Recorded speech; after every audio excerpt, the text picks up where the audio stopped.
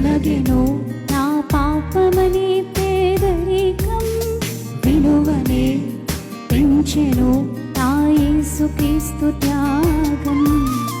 పరిశుద్ధతను ఐశ్వర్యం కృపద్వారాయిక నా సొంతం, పాపాత్ముడు అను దారిద్ర్యం తొలగించినది ప్రభురత్నం.